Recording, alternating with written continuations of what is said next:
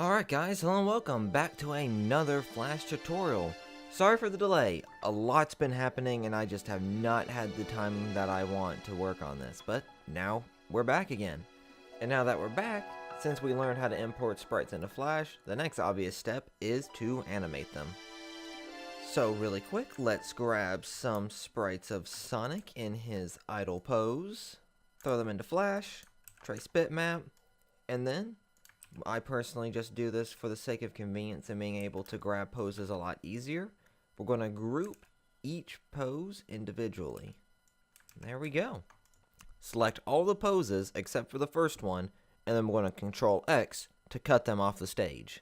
Click on the first pose, press F8, and name it whatever you so desire. I'm going to call this Sonic Idle. Now this next step depends on how you personally want to animate. If you want to be able to see every movement of every character on your timeline and stage without having to export it, you'll want it to be a graphic. However, for me personally, stuff like idles, spin dashes, and things that loop indefinitely without much change in where their position is or any change at all, I tend to leave in a movie clip because I don't really need to see that and it saves resources so Animate or Flash does not lag. So for this, we're going to make it a movie clip. Press OK, and then double click to go inside of it. The way I tend to pose my sprites is by pressing F6, which makes a keyframe, pasting the previous poses that we cut earlier.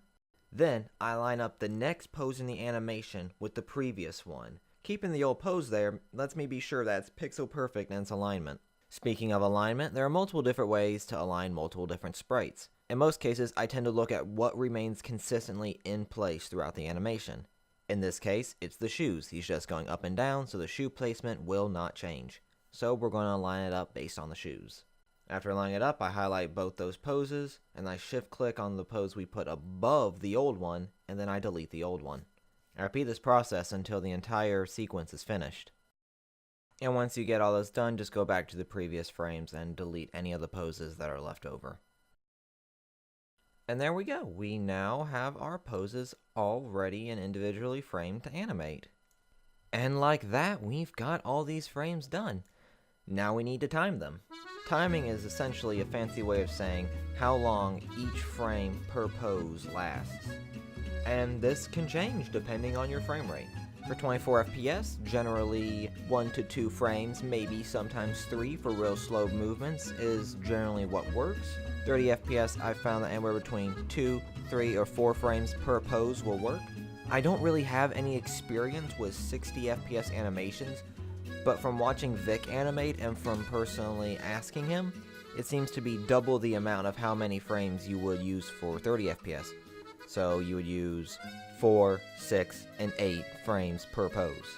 Something else you'll want to consider is the momentum or the weight of the action the character is doing.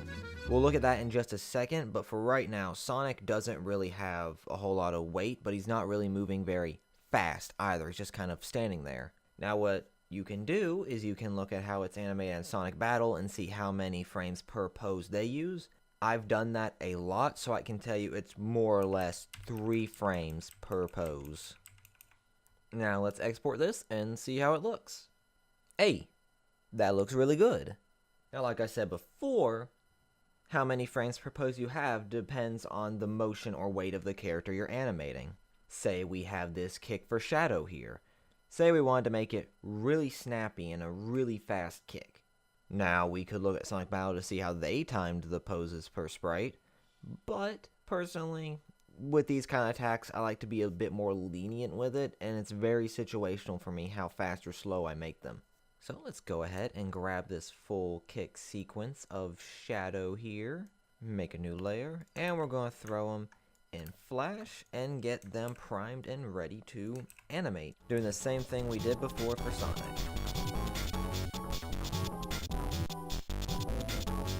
Highlight all but the first pose, F8. We're going to make this one a graphic so we can see it more properly. This pose in particular.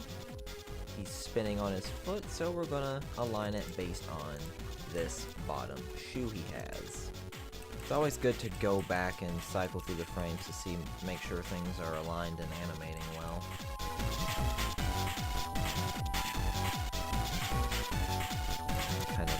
like a top, isn't he?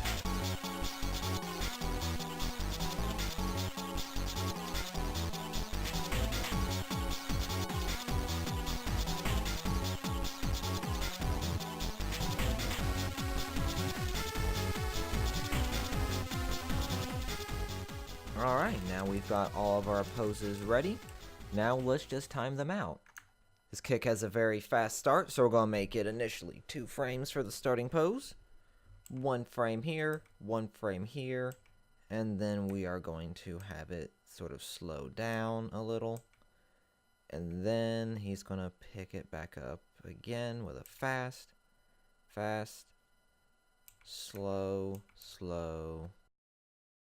And I usually like to add a little bit more frames to say these ones, because those are going to be the actual impact. So I like to slow it down there a little bit. And we're going to make these 3 frames. So he goes to a slow stop. And we're going to add a bit more. You can add a bit more frames there, but I have a different way of doing it. Alright, now that we have Shadow primed and ready, let's go ahead and set out these keyframes, and whoa, he's looping indefinitely. That's not what we want. We want to click on him, and here in our handy dandy frame picker, if you don't have it, just go to Window, and it'll be here under Frame Picker. So we're going to take our handy dandy frame picker and set it to single frame.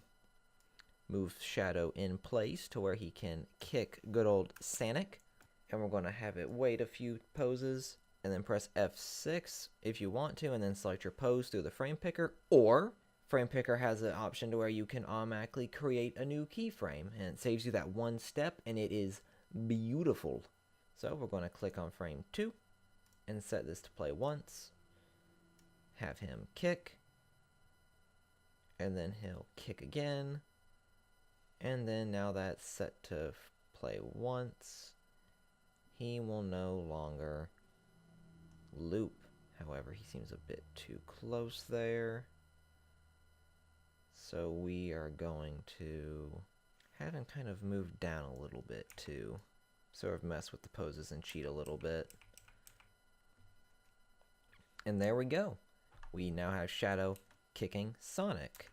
But it doesn't really look very good if he's just standing there. So we have Shadow kicking him. Let's have Sonic go into a hurt pose, shall we? Hurt poses. Now while I'm getting these poses for Sonic, I'll go ahead and say this again. We could have looked at Sonic Battle to see how they space and timed and align the frames for Shadow's kick. You can do that for all of these Sonic poses. Or you could look at the Advanced series as well. However, I believe how you time the sprites and how you animate them shows your specific style. You could look at your favorite anime or action cartoon show to see how they time a punch, a kick, or certain motions, and you could mimic that in how you time the sprites. And like I said, you could look at the games for Sonic to see how they time their sprites for a more authentic game-like feel.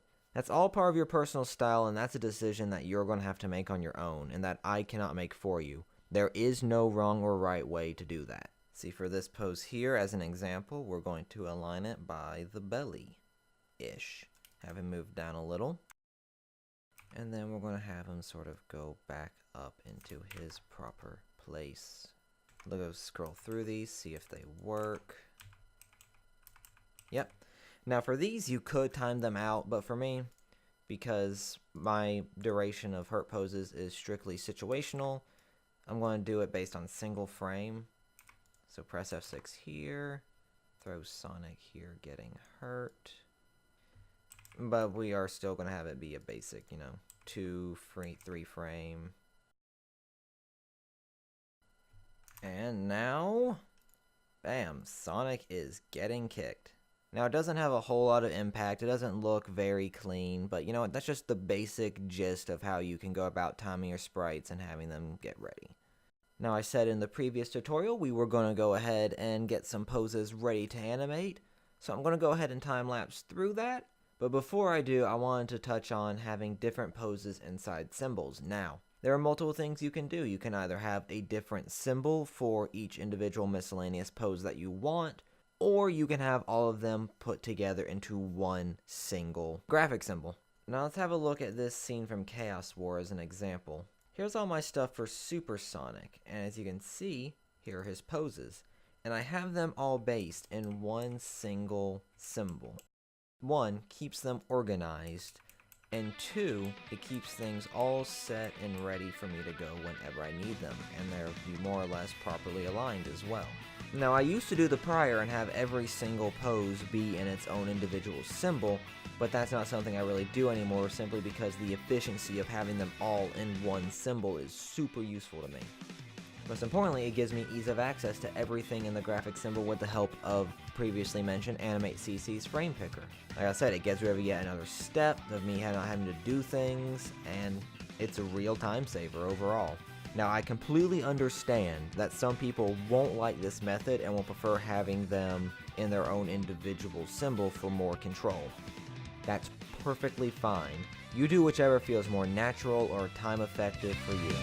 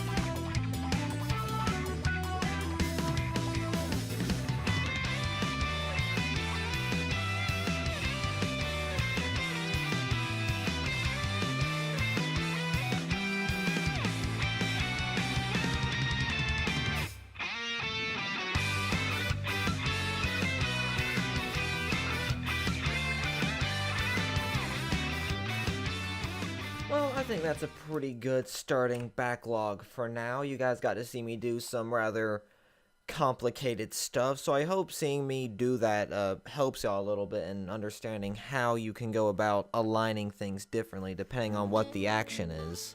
And if we ever need anything new, we can always add it in as we need it. Anyway, I think that's going to be all for now. I hope this gives you all an idea of how you can handle the timing of your sprites and getting things all prepped and prepared for animating, as well as how to properly align some stuff. If you use a different method than what I showed, write down in the comments below and explain to everyone why and how you do it. And as usual, if you have any suggestions of things you want to see me do a tutorial of in the future, you can go ahead and write it down there as well. Anyway, thank you guys all so much for watching, and I will see you guys in the next one.